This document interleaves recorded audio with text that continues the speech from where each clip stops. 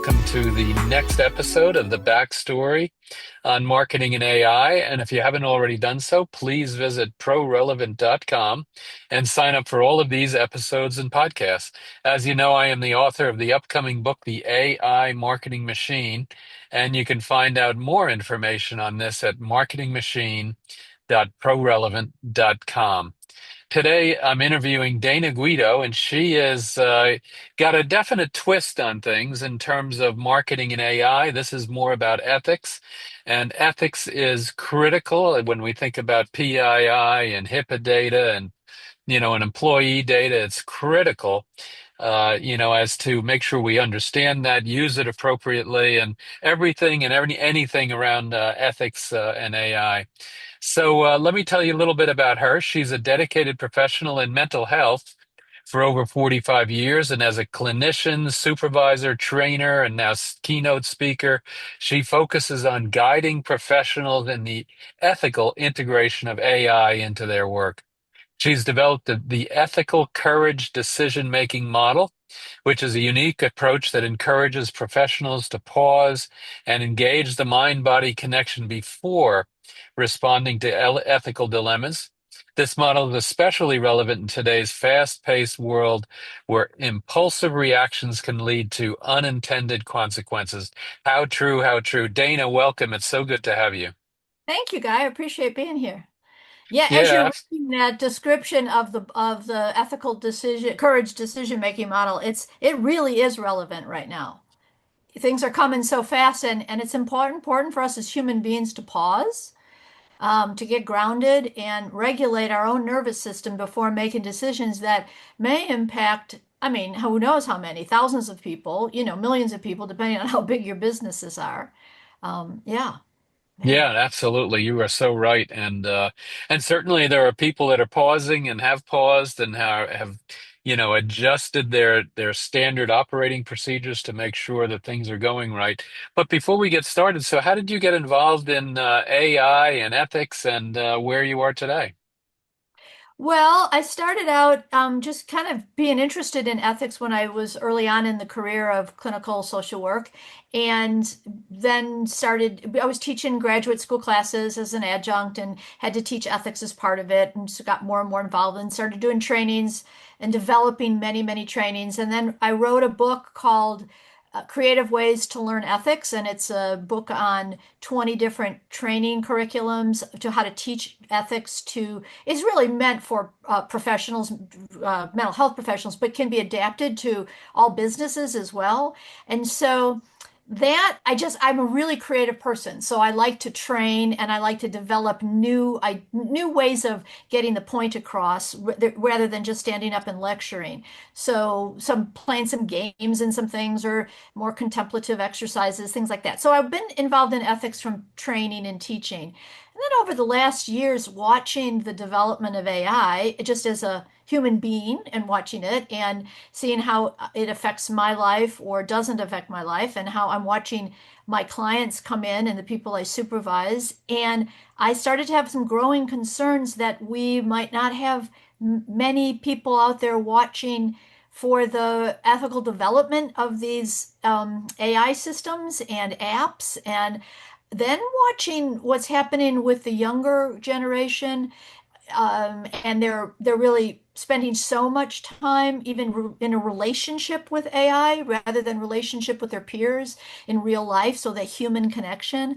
So that got me interested, just starting to think more about it. And then because I'm also a clinical supervisor and I really merge the ethics and the supervision and the training and teaching around that, I've decided to write a book around the ethical use of AI in supervision. So teaching, that will be a book so that would teach supervisors how to manage that. The supervisors, again, this is mainly meant for mental health, but it is adaptable to all businesses as well. You just kind of have to change a word or two or something.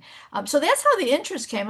I'm interested in watching how things unfold. I have a son who's 40, and he is very involved in the tech world and design. And he actually designs my trainings and keynotes, and they're very interactive. And I have a green screen room, and I'm interacting with the screen and doing all this stuff. And he tells me what to do, and I do it. But then I'm watching him in this world, that generation, and how AI is really impacting him and his friends, and people are losing jobs, and it's just like it's lots of implications.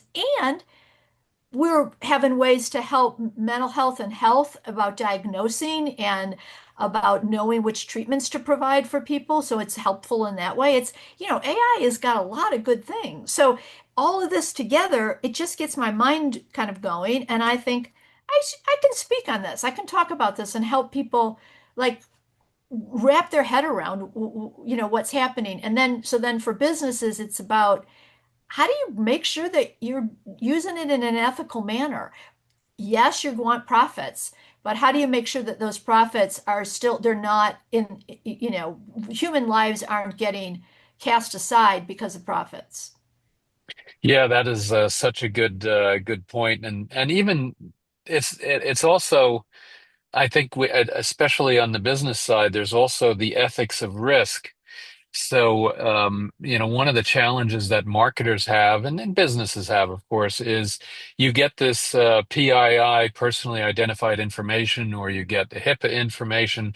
And one of the challenges is that I could potentially use that information, but it comes with a risk. So if I even anonymize it or somehow, or make a mistake, there's a certain risk with using it. And so somehow I have to balance, that risk versus what the potential benefit is of using AI to really drive the business forward and drive marketing forward. And Yes. so there's got to be a way to, to look at stuff like that. Is very true. Yeah. It's interesting. For years, I've been consulting to nonprofits and, organizations that provide mental health services to, people. And their boards of directors will often tell the clinicians that they want to get testimonials from the clients. And one of the social workers, we have a National Association of Social Work Code of Ethics, and one of the standards in the codes is that we cannot solicit testimonials from clients. That's what it says. That is really, we're there to provide services for them for their own health and mental health, and provide getting a testimonial, asking them for a testimonial is really outside of our role with them. And so I have been explaining this to boards of directors for at least 25 years, because the people that I supervise, the boards will say the marketers there, and they'll hire in marketing teams so they can get more business, which is great, but they don't really understand that we also have some ethics that we have to follow. And that's just from a solicitation. So my concern is knowing that marketers aren't going to necessarily always know what those ethical concerns might be for privacy and for confidentiality and for, I mean, it sounds like you're aware of HIPAA, and but I'm certain some smaller companies and some smaller businesses, that might not be even in their wheelhouse of awareness. And that's concerning because we could have employees' data all over the place. Well, yeah, exactly. And what and employees especially, but I mean all the groups, employees, customers, credit cards, credit Yes. ratings, whatever, and then of course your health information. That is so valuable. The good news is that it is to a large extent reasonably well protected. But certainly there are breaches and things like that, and certainly there's unethical uses of it. It's funny when I think about especially HIPAA information. One of the challenges that you have with HIPAA is that if we could access the database, so to speak, of all of the people that live in the United States, and then look at different diseases and different treatments and different drugs and whatever, you would be able to have this enormous data set to really get some very, very good results out of, where you could say, there's an interaction between this drug over here and aspirin, or this drug over here and something else. And yet, because you can't access that data like you might want to, you can't find that out. So there's kind of an interesting trade-off, especially on HIPAA. There's an interesting trade-off where you could actually potentially reduce the risk of a disease, but on the other hand, you have this enormous risk or of that data being exposed or just, being part of the analysis, which, people may not want to have. That's exactly right. That's exactly right. And so we have to be mindful of that. And yet, like in some ways, it slows us down. The opportunities that we have, but then we need to be aware of it. And so then that slows us down. And that comes us down to this idea of also of clients and consumers and all citizens having a right to agree to have their data be used or not be used, or agree to be, recorded or not recorded. All these kind of, this part of the world is just changing. And so how do we respond to that? And what's the ethics? Where does the rights of a citizen versus so there's legality. And a lot of times I like to talk about there's a difference between some like clinical or medical condition or situation, the ethical standard, and then legal rights and legal obligations. And those are three different things, but they often merge together. Yeah, yeah, absolutely. And I Mhm. guess, I'd be interested. So for a business, what is your definition of ethics? Is it an on-off thing, or is it a scale from 1 to 10? I'm very ethical, or maybe I'm not quite so, or hey, I'm going to risk a lot of things, but I believe I'm ethical. How do you define it, and how do you look at it like that? That's a really good question on the continuum of it. I think part of it goes down to what's your value as an individual and then as the business. And so what's the mission of the business? What's the business say is the values that they espouse? And so this is who we are as a business. And then do the individuals in that business all agree to that? I mean, I remember about 30, 40 years ago, we really were into mission statements. And so everybody, like the business would come up with a mission statement, all the people would learn it and they would all recite it and but whatever. Totally But worthless. that's right. But there's the idea, at least it's getting some ideas and some discussion talked about. But I remember at that time people were saying, well, that's not my mission. That's not what I'm doing over here. I'm just trying to, make a buck and pay my rent and do these kind of things. So, who's making these decisions and where's the integrity in the company? So I think we're talking about from the, at the top and the people making the decisions, the owners or the shareholders, whoever they are.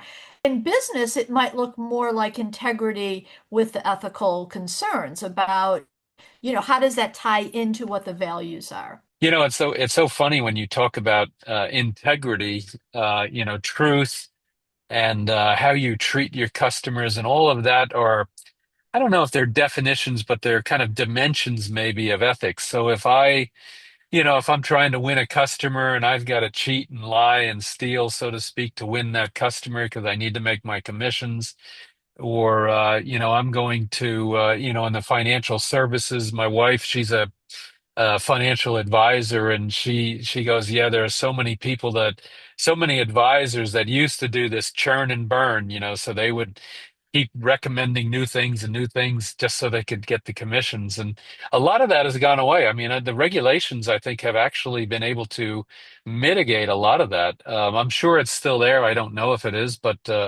nevertheless, there has been at least some regulation in some of the industries. Now, you could say that it's a little bit overbearing, and you wouldn't need it if all the employees were ethical. How do you see that fitting in with your thinking? Well, I think you just the last part of the sentence of we wouldn't need it if all the employees are ethical. I think we want to really start at the top again, so the integrity of the company and how are employees being taught and monitored and supported and guided, maybe supervised, maybe, how does that happen? And are they rewarded to be ethical? Are they rewarded to be honest? Are they, in those ways, and to be honest to the consumer, to their client? Or are they rewarded to make the deal? You make that deal no matter what. It doesn't matter. Make whatever promise you want.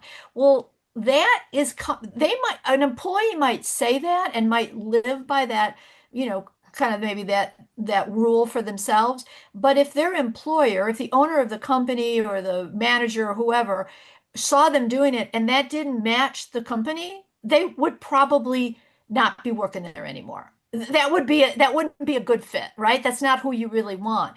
So I think that it's got to come from, not just the employees, but you've got to have it role modeled all the way from the top and talked about and transparency. So about a lot, when we bring AI into this, transparency is a huge part of it. Are we using AI? How are we using it? Did everybody agree on it? Am I letting you know that I'm using it, or am I doing all this and I haven't really, in the context of writing a book right now, am I using AI to write my book and then I just send it out there, or am I actually checking it and am I actually writing it myself? We want to be transparent in these ways. I mean, it's got lots of implications, but it's not just about the employee doing it. If the employee isn't getting rewarded to make those sales by being dishonest, that wouldn't be happening as much. In a Yeah. family setting, in a family, I did a lot of work with parents and wrote a book on parenting with my late husband. And if parents didn't support when children are very little or ignore when they are being deceptive or lying, we think it's kind of cute when you're 2 or 3 or 5, that you don't tell the truth or something like that. But if you're not holding them accountable and helping them to speak what their truth is at the time, then that keeps growing, right? And so we want to hold people accountable because it actually makes us happier and calmer, and our nervous systems regulate. We don't have as much anxiety and depression. I mean, like we don't have ulcers, we don't have whole lots, all other kinds of medical situations that happen for us. We have healthier lives and we have healthier interactions with people. That's the integrity part of ethics. Yeah, and I think you're right though. It definitely starts when you're very young, and it has to be inculcated into your family and your school, your education. Everything has to be there. And you look at the cheating that goes on in college nowadays, especially due to AI, where they're having AI write their papers, and not that there's necessarily anything wrong with that, because that is what's going to happen in the future. But you have to somehow figure out, how to kind of, you're either going to say, listen, you can't use AI over here, or you can use AI over here, and deliver. So, but Hmm. let me ask you now. All right, so AI in marketing or AI in selling. Hmm. Let's talk a little bit about that. What kind of thoughts do you have there? Well, so using AI, there's probably tools to help you market, tools that you would use with AI to help you market and to sell. And so do people really understand them, and that are they incorporating them? And then do they have a human approach as well? Or are we just going to use AI? If you're just going to use AI, okay, then AI can go off and do that and market and sell. If you're going to have the human being in there as well, you're going to actually have an employee in there marketing and looking over things. Where's that intersection, and who's responsible for that? Who's overseeing that? So does the person that is creating these marketing programs and using AI to do it, which could be a big help and might be very innovative, is it actually does it really fit all the structures that need to be, and not just the business but legal constructs, right? All of those kinds of things that are necessary. So I think that there's a joining in here, but we want some human oversight in it, and we want to be transparent of who has that oversight, because that's what's happening now, is that people are kind of backing away. Well, I didn't even know that was happening. I had no idea that was happening. And so nobody's taking responsibility for it. And that's a dangerous situation in our world. Yeah, yeah. Well, that's the if you could, should you? I Right. go back to the Volkswagen, and where they were falsifying the results of the emissions inspections on the diesel cars, so that they would be very low emissions when in normal use they were relatively high. And that's the if you could, and they could, and then they did it, but they shouldn't have done it, and then they got caught in it. it costs, from a business perspective, that kind of stuff, is disastrous on your reputation. And Exactly. especially when you're selling, something where you need trust. You've got to have trust in what you're buying, that you're going to get service and support or whatever it happens to be. You're going to have a relationship. And, so that's one of the dimensions of ethics. But if we were all ethical, then that challenge would never have even occurred to somebody. Why would I think I could cheat on the emissions test in order to, sell more cars? It's just phenomenal Right. that something like that would happen. That's right. Except that I mean, I think it is understandable from the point of innovation and creation of like pushing to see how far you can get with something. And then it can kind of morphed in a way that isn't such a healthy outcome, but you can see that people are wanting to make a name for themselves and and for the company. And so this might be exciting. This might be new and innovative. And so how do you do that but still say within, how do we test things? So we also partly with marketing, we got to do some tests in this to see does it really still uphold the values of the organization? I think though, we go back to values a lot of the time. And also, my question to you though about marketing, I mean, isn't it always about trust? I mean, what would you be selling that you don't want to have trust? I mean, maybe I was trying to wonder, and there might be, but my mind was like whirling around of like, well, I would think in almost all situations you want to build trust, even if it's trust in an image, you know what I mean? But that's what it's about, isn't it? Well, you're so right. For me, whatever you try and get away with, uh, at some point it's going to be found out. Now, it may not be tomorrow, it may not be next month or next decade or whatever, but it is going to be found out. I mean, you look at politics. There's all these politicians are trying to get away with this and trying to get away with that, and it's all found out. So Yeah. where is the ethics there? So trust, especially in marketing, if you work and realize that you have to maintain that trust, then the ethics just kind of fall out of that. You're It just falls going to out. That's right. it's just going to be natural that you're going That's to right. be ethical and trustable, so to speak. Right. From a human development in childhood, later childhood, and adolescence, part of their developmental challenge is to be testing and to see what can they get away with, where are the boundaries. It's part of how they learn about their sense of self and who they are, and that goes into young adulthood.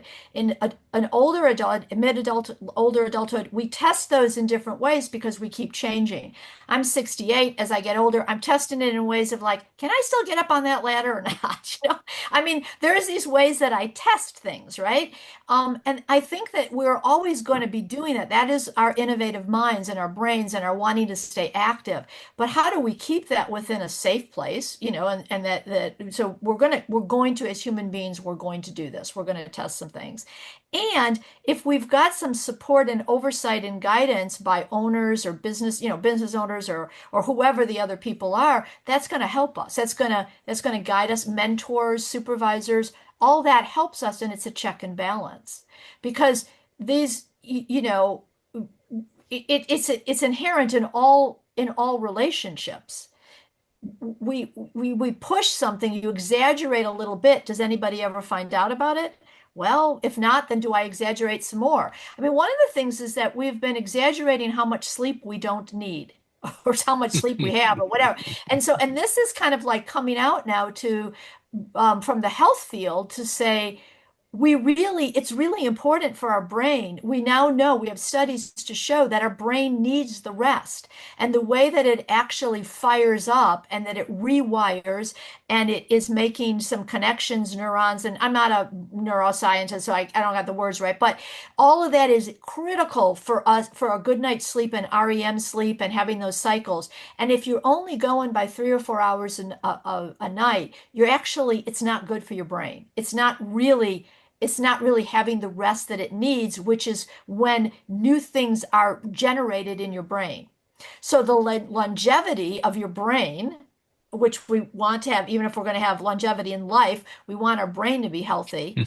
It's important to sleep. And we have been, as a culture, you know, exaggerating that I didn't have much sleep last night. Oh, I'm doing fine doing this, right? This is just an example of how that, I mean, in a marketing sense, it would be how do you hold people like to say it's okay to get some sleep, right? This is Yeah, going to help you, right? I mean, I know it's a right. stretch, but all those things, that's all part of it. Yeah, yeah, absolutely. Yeah. Well, we've got a break here. We've based on time, but what is the one thing that you would recommend for marketers about AI and use of AI and maintaining ethics?